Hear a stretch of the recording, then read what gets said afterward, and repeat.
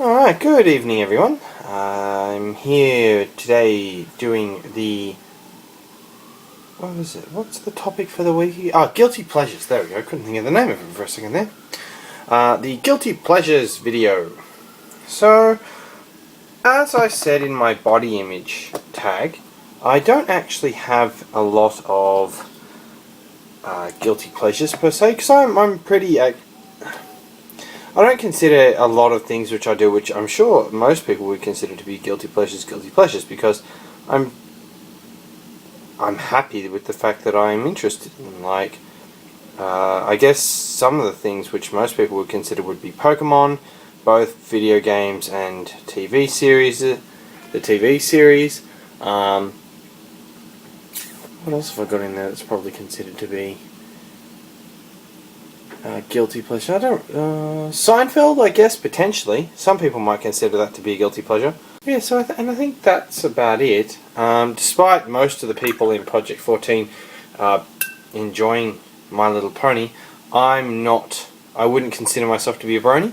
I'm certainly not in the realm of anti-brony. I believe that, people who like the show certainly don't deserve to be scolded or, hated on.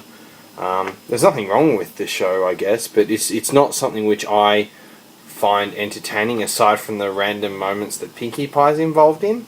Having a 5-year-old daughter, I've watched the entirety of the first season and most of the second season.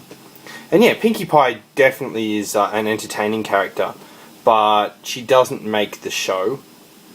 There are a lot of aspects when drawn together make the show excellent, and while I can certainly appreciate someone saying that it is that good, I don't necessarily believe that.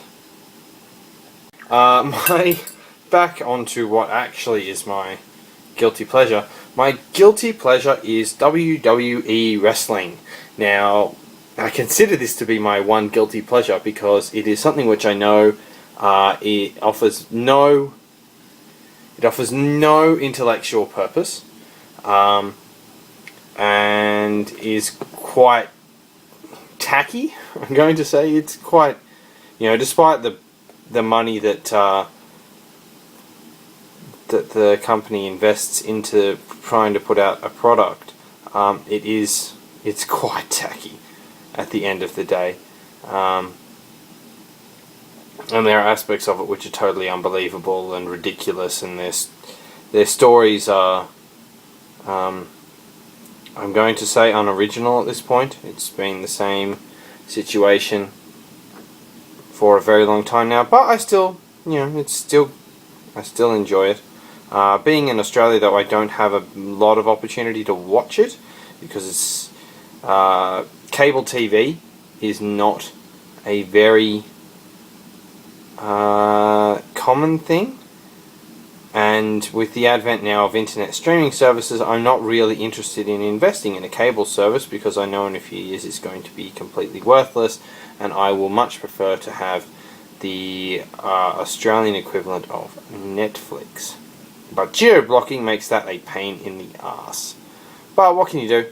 No point in crying over spilt milk, and to be honest, I never had the milk to see it get spilt anyway. So...